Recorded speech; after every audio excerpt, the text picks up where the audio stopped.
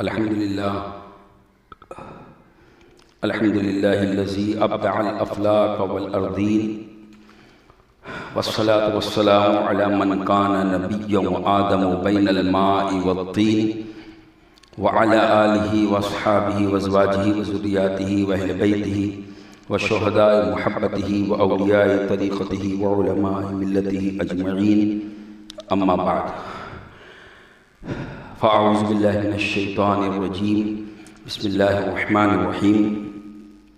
سيقول السفهاء من الناس ما ولاهم عن قبلتهم التي كانوا عليها قل لله المشرق والمغرب يهدي من يشاء إلى صراط مستقيم وكذلك جعلناكم أمة وسطا لتكونوا شهداء على الناس ويكون الرسول عليكم شهيدا وما جعلنا القبلة التي كنت عليها إلا لنعلم من يتبع الرسول ممن ينقلب على عقبيه وإن كانت لكبيرة إلا على الذين هدى الله وما كان الله ليضيع إيمانكم إن الله بالناس لرؤوف رحيم.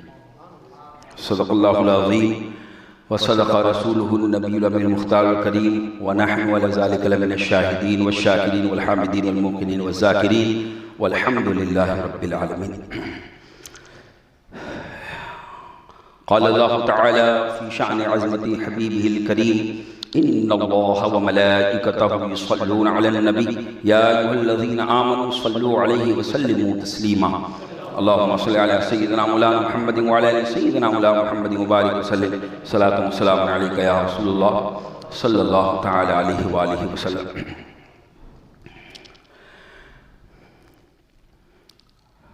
گزشتہ جمعۃ المبارک کو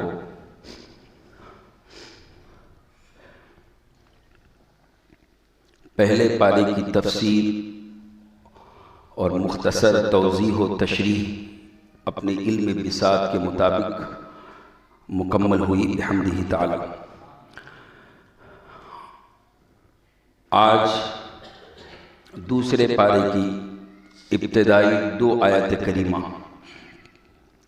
سورۃ البقرہ کی 142 اور 143 آیت کریمہ کی تلاوت کرنے کا شرف حاصل کیا. اس کے ضمن میں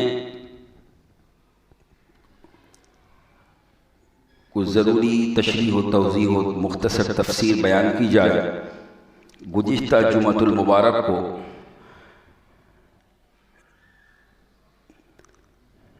اس کے اوپر کی جو آیت کریمہ ہے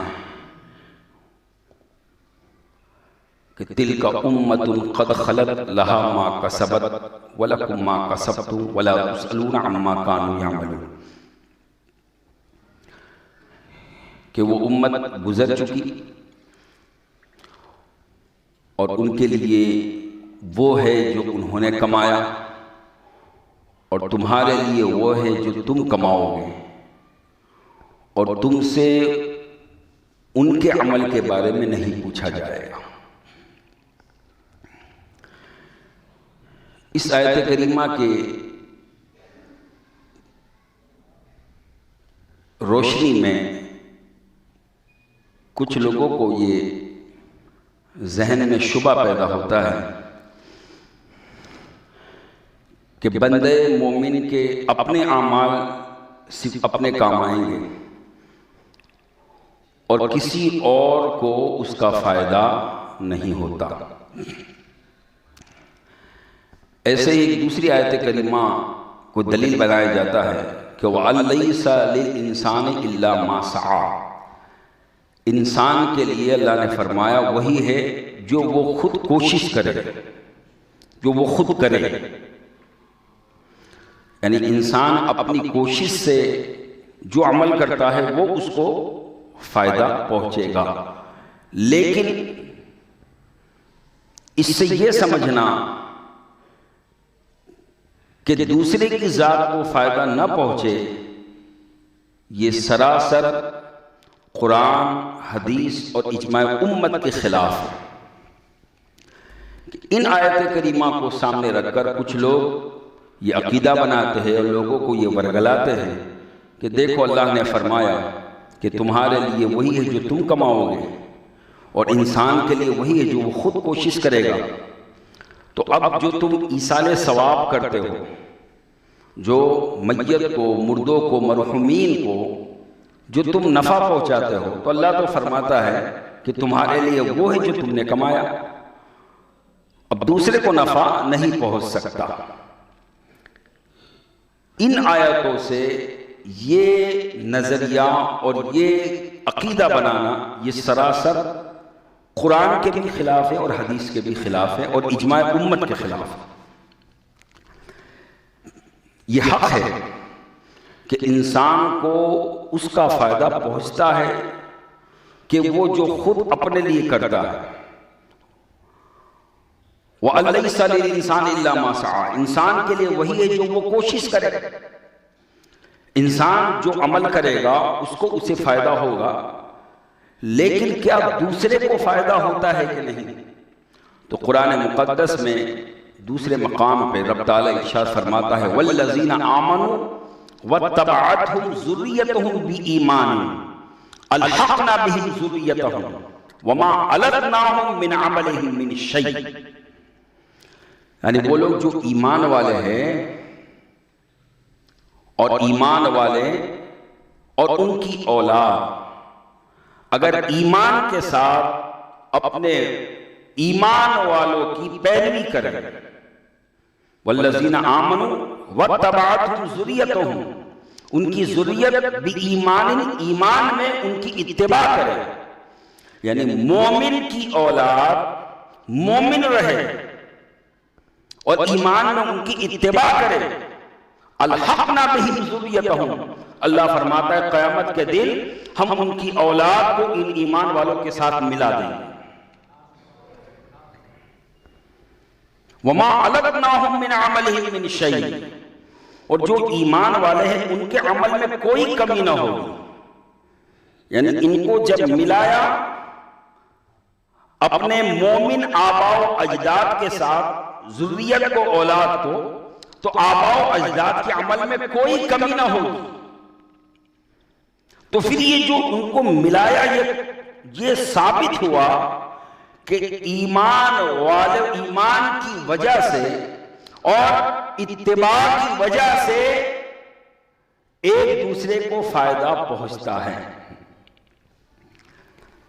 تو پھر اس آیت کریمہ کا مفسرین فرماتے ہیں کہ یہ آیت کریمہ وَأَلَّيْسَ لِلْإِنسَانِ إِلَّا مَا سَعَىٰ، یہ خود اپنے عمل کے لیے اللہ نے فرمایا، یعنی کوئی بندہ یہ خیال رکھ کے عمل نہ چھوڑ دے کہ یار میں نہیں کروں گا تو کیا ہوگا، میرا جب انتقال ہو جائے گا تو میرے جو چاہنے والے ہیں وہ مجھے ایصال ثواب کریں گے، تو اس بھروسے پر عمل کرنا نہ چھوڑے۔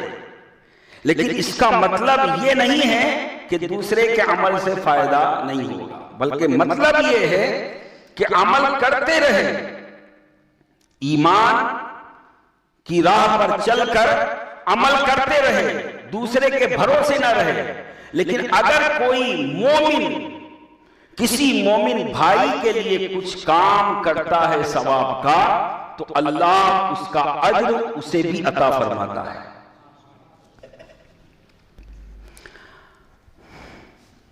آپ دیکھیے کہ جب بندے کا انتقال ہو جاتا ہے تو حکم ہے کہ اس کی نماز جنازہ پڑھو۔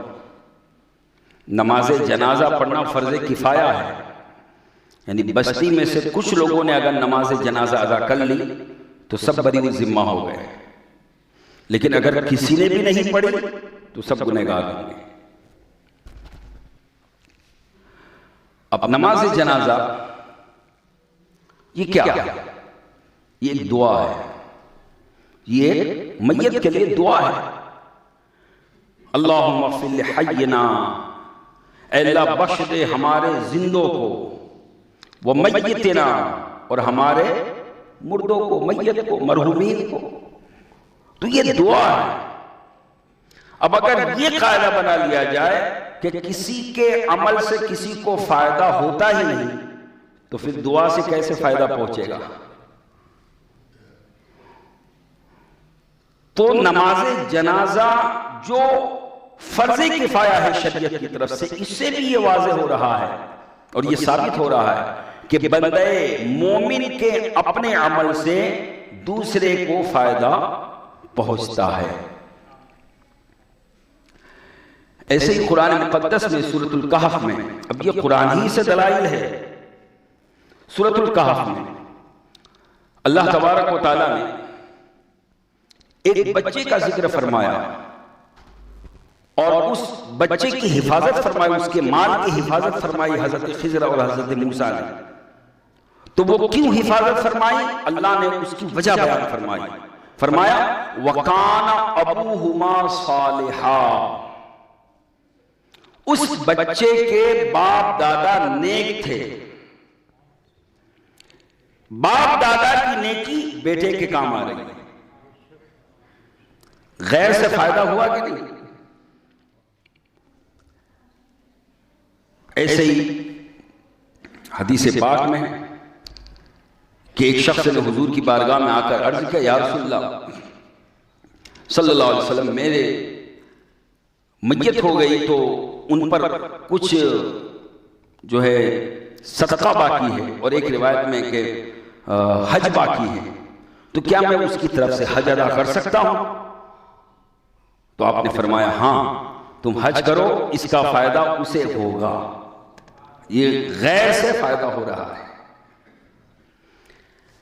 ایسے ہی حضور نے ایک موقع پہ ارشاد فرمایا کہ اگر کوئی بندے مومن نماز پڑھ رہا ہو، اکیلا نماز پڑھ رہا ہو، اور اگر کوئی دوسرا مومن بندہ آئے تو اسے چاہیے کہ وہ اس کے ساتھ مل کر صدقہ کرے،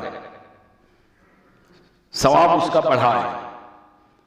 وہ ایسے کہ وہ جماعت بنا لے تاکہ جماعت کا ثواب مل جائے۔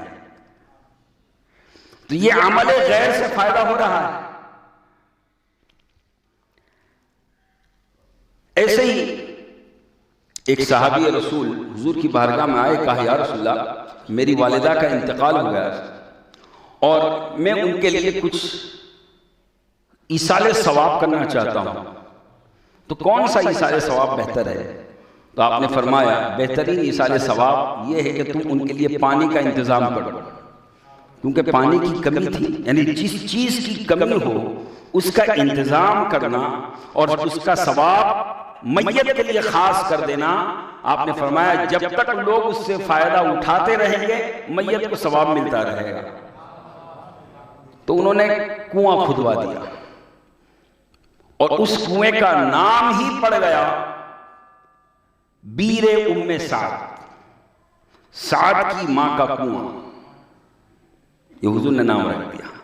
یعنی حضرت سعد رضی اللہ تعالیٰ عنہ، ان کی جو والدہ محترمہ ہیں، ان کے ایصال ثواب کے لیے وہ کنواں کھودا گیا۔ اگر غیر سے فائدہ نہ ہو تو پھر حضور یہ کیوں فرماتے؟ تو ایسے بے شمار دلائل ہے اور اس پر اجماع امت ہے۔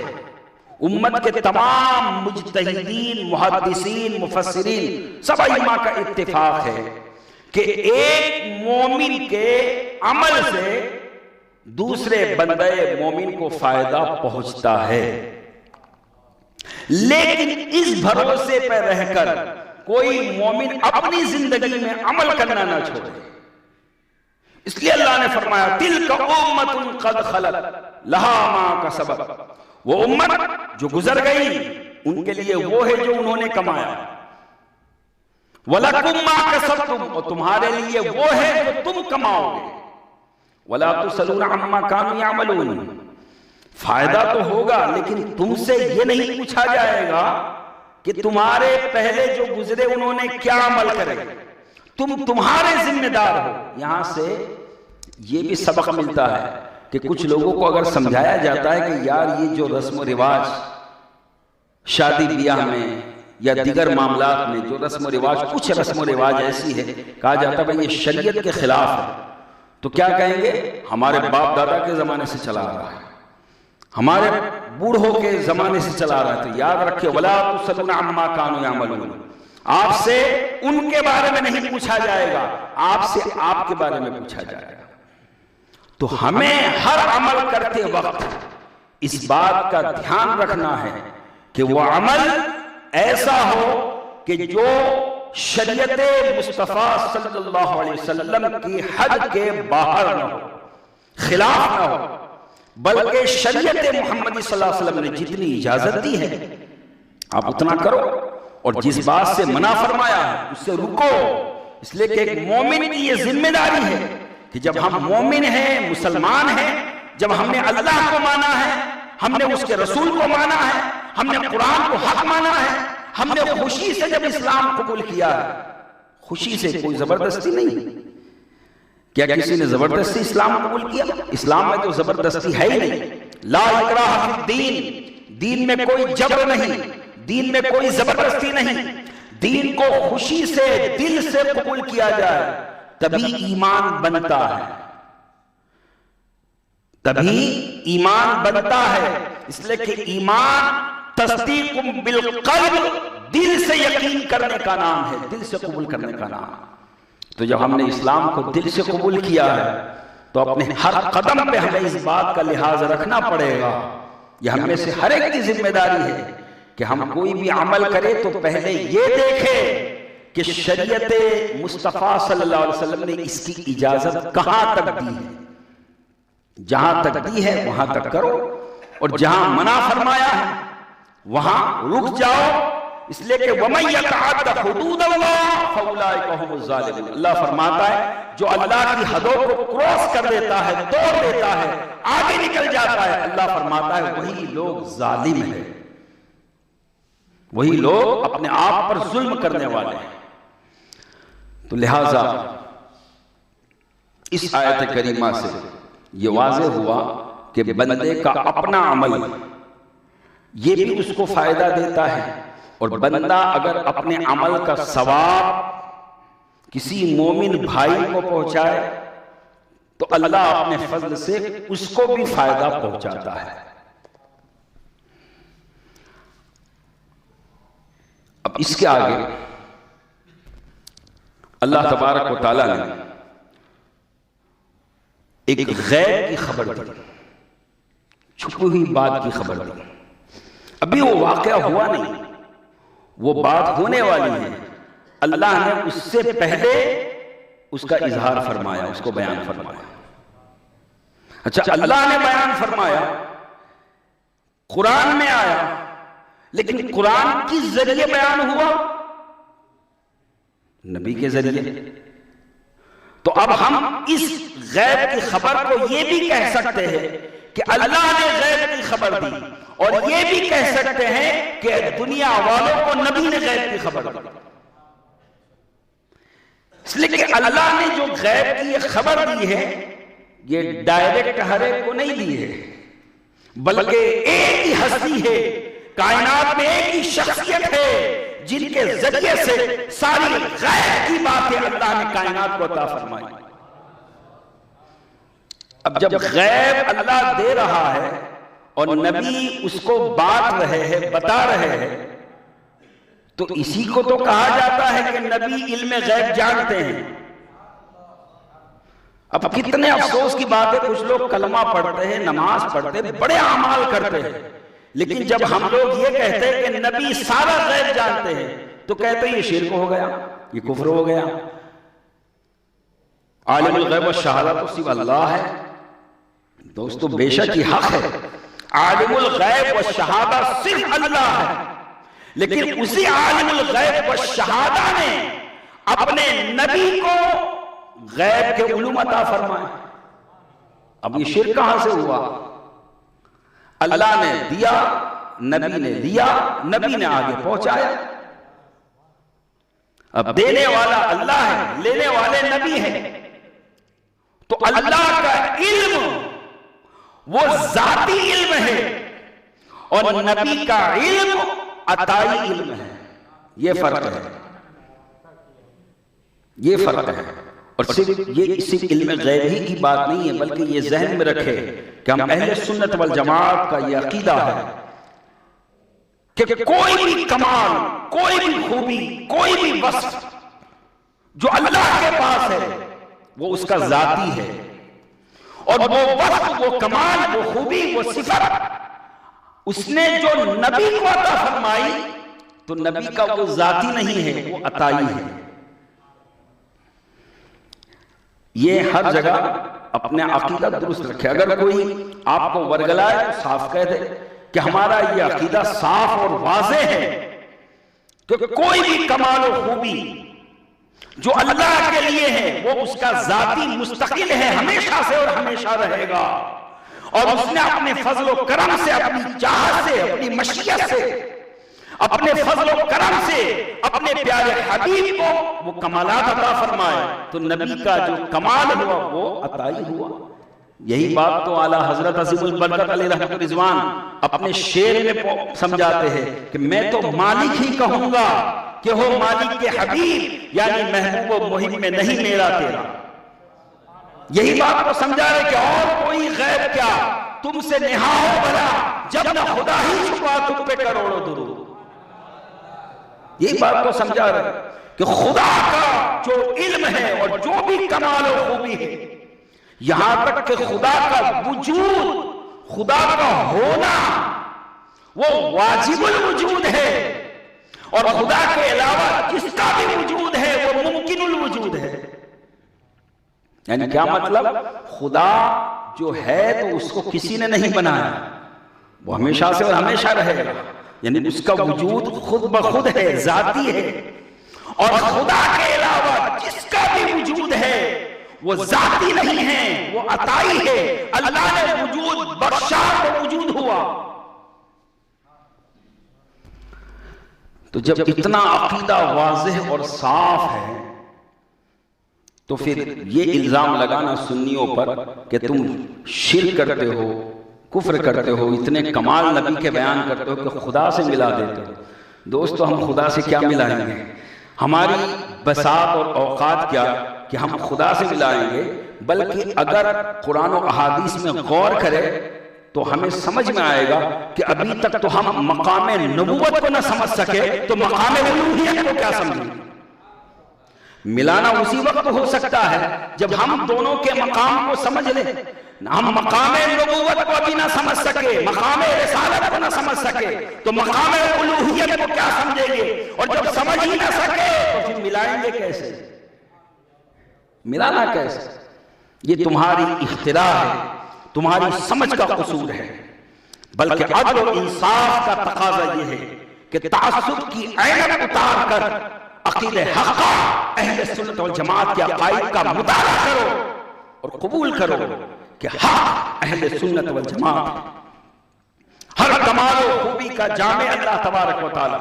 تو اللہ نے غیب عطا فرمایا، نبی نے اس غیب کو آگے پھیلایا، تو اللہ عالم الغیب والشہادہ اور نبی عالم غیب والشہادہ۔ تو وہ واقعہ کیا تھا؟ وہ واقعہ یہ تھا کہ جب مدینہ منورہ حضور تشریف لائے ہجرت فرما کر، تو آپ نے 17 یا 18 مہینے، مختلف روایت ہے، آپ نے بیت المقدس کی طرف منہ کر کے نماز پڑھی۔ بیت المقدس مسجد اقصی قبلہ اول ہے وہ ہمارا۔ معراج کی رات جب حضور مکہ سے چلے تھے تو اسی مسجد میں تشریف لے گئے اور وہاں سارے نبیوں کی آپ نے امامت فرمائی، حضرت آدم سے لے کے حضرت عیسیٰ تک سارے نبیوں کی امامت فرمائی۔ اب وہ سب نبی تو گزر چکے تھے، وفات پا چکے تھے، وہ کیسے آ گئے؟ یہی تو سمجھنا ہے۔ اللہ نے انہیں یہ طاقت و اختیار و قوت دیا ہے کہ اللہ والے اپنے روحانی طور پر جہاں چاہے تصرف فرما سکتے ہیں۔ اور یہ احادیث سے واضح ہے کہ سب کی امامت فرمائی، اور پھر وہاں سے آپ نے اوپر آسمانی سفر شروع فرمایا۔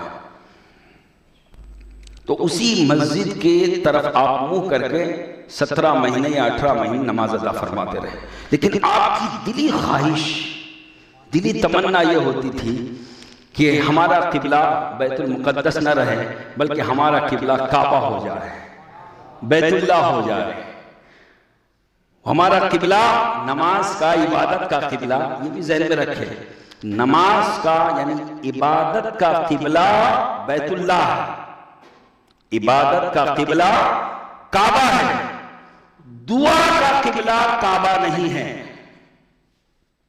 اللہ سے دعا مانگنے کا قبلہ کعبہ نہیں ہے، عبادت کا قبلہ کعبہ ہے۔ دعا مانگنے کا قبلہ وہ کیا ہے؟ تو دعا کا قبلہ فرمایا کہ وہ آسمان ہے، دعا کا قبلہ آسمان ہے۔ اس لیے سنت یہ ہے کہ جب آپ دعا کریں تو ہاتھ اٹھائیں، تو یہ جو ہتھیلی ہے وہ آسمان کی طرف رہے، یعنی وہاں سے فیض الوہیت آ رہا ہے اور بندہ اپنی ہتھیلی میں اسے لے رہا ہے۔ دعا کا قبلہ آسمان ہے۔ اب آپ کا چہرہ چاہے ادھر ہو، چاہے ادھر ہو، چاہے ادھر ہو، چاہے ادھر ہو، کسی بھی طرف چہرہ ہو، آپ نے ہاتھ اٹھائے، دعا کا قبلہ ہو گیا۔ اس کے لیے ضروری نہیں ہے کہ آپ کعبے ہی کی طرف منہ کرو۔ مدینہ منورہ جب پہنچتے تو کچھ لوگ یہ زبردستی کرتے ہیں کہ دعا کرنا ہے تو قبلے کی طرف منہ کرو، اور اگر وہاں پہ اگر قبلے کی طرف منہ کریں گے تو پھر حال کیا ہوگا کہ پیٹھ حضور کی طرف ہوگی۔ تو ایک مومن کیسے گوارا کر سکتا ہے کہ دعا کرے اللہ سے اور پشت ہو حضور کی طرف اور منہ ہو کعبے کی طرف، منہ ہو بیت اللہ کی طرف۔ کعبہ بیت اللہ ہے، افضل والا ہے، لیکن یاد رکھے حضور جو ہے یہ بیت اللہ سے بھی افضل ہے۔ حضور بیت اللہ سے بھی افضل ہے، کعبہ سے بھی افضل ہے۔ آپ کہیں گے یہ کیسے؟ کعبہ سے افضل حضور نے خود ارشاد فرمایا، حضور نے خود ارشاد فرمایا، ابن ماجہ کی روایت ہے۔ حضرت عبداللہ بن عمر رضی اللہ عنہ فرماتے ہیں کہ ایک مرتبہ حضور پاک صلی اللہ علیہ وسلم نے کعبے کو مخاطب کر کے فرمایا، اے کعبہ تو بڑا پاکیزہ ہے، تو بڑی خوشبو والا ہے، تو بڑا پاکیزہ ہے، تو بڑی نعمتوں والا ہے، تیری بڑی حرمت ہے، بڑی عظمت ہے، لیکن یاد رکھ ایک مومن کی حرمت تیری حرمت سے زیادہ ہے۔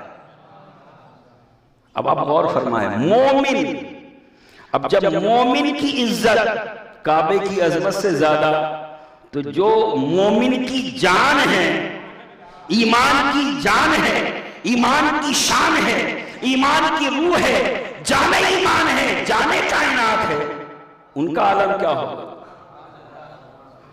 تو یہ کیسے ممکن ہے کہ دعا مانگے گنبد خضرا کے پاس تو پشت حضور کی طرف ہو اور کعبے کی طرف منہ ہو؟ یہ اتنے جاہل ہے، انہیں پتہ ہی نہیں کہ کعبہ قبلہ ضرور ہے، لیکن وہ ہماری نماز کا، عبادت کا قبلہ ہے، دعا کا قبلہ کعبہ نہیں ہے، دعا کا قبلہ آسمان ہے۔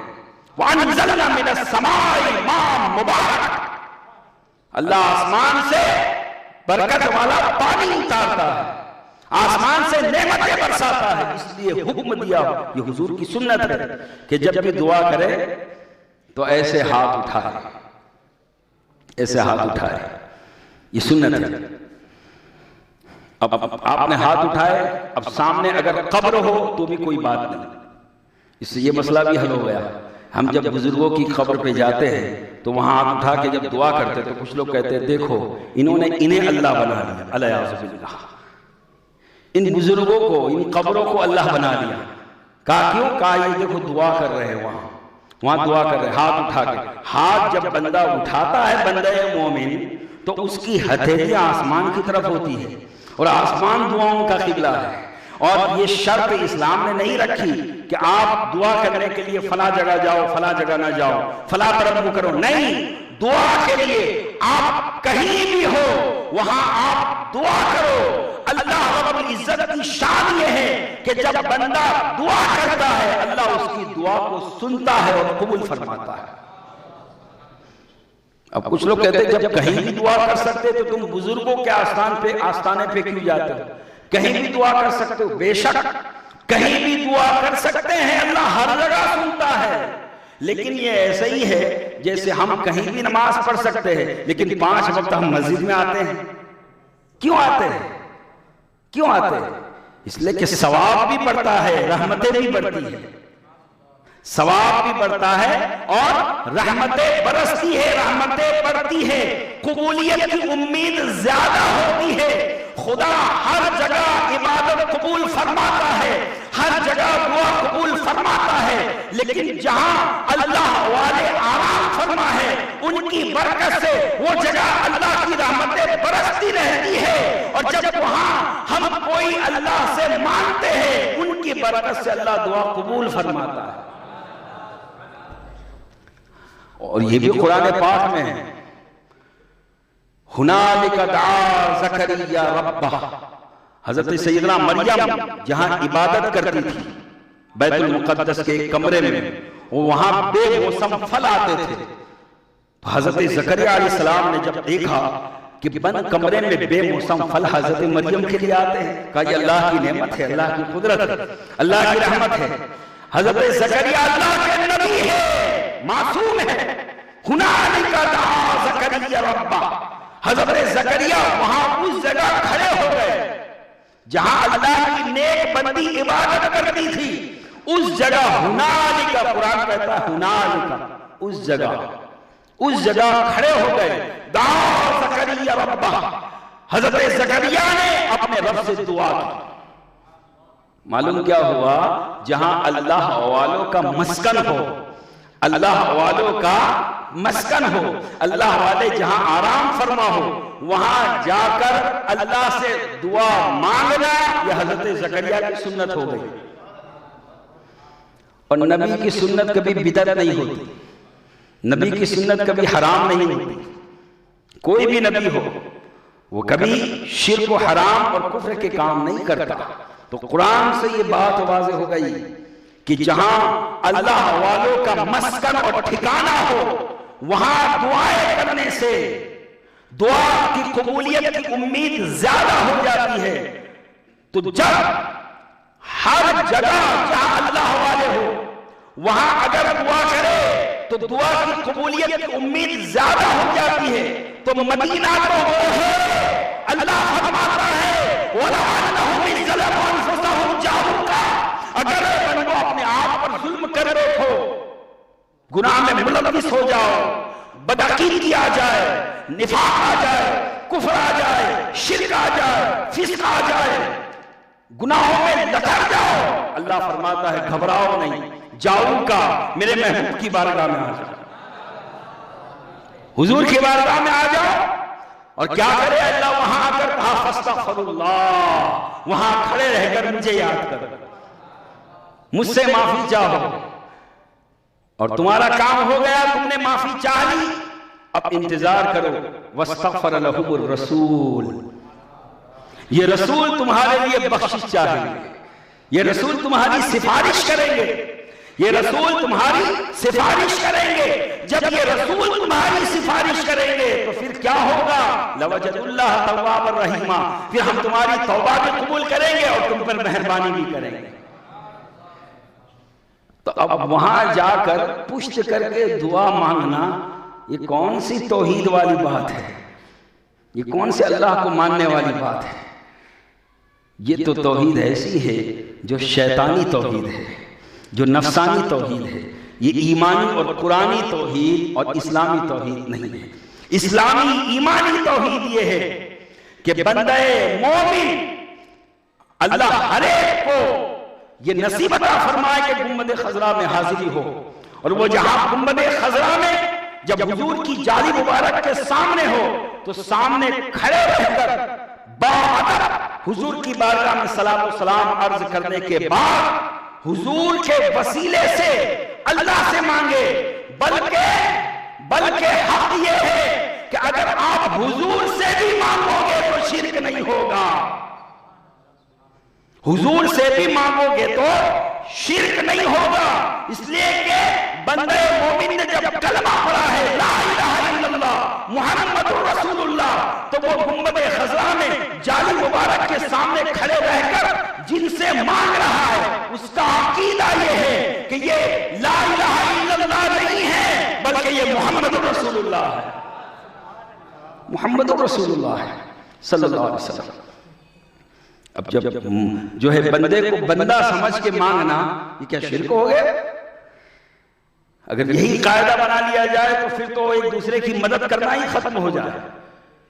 اس لیے کہ یہ ضروری نہیں کہ کسی وفات یافتہ سے مدد مانگنا شرک ہو، بلکہ زندے سے بھی مدد مانگنا شرک ہو جائے. آپ نے میری مدد کی، میں نے آپ کی مدد کی، تو کیا یہ سمجھ کے کہ خدا ہے؟ معاذ اللہ، اللہ کا بندہ سمجھ کر. اب بندے میں ہر ایک کا الگ الگ درجہ ہے، اور حضور کا درجہ سبحان اللہ.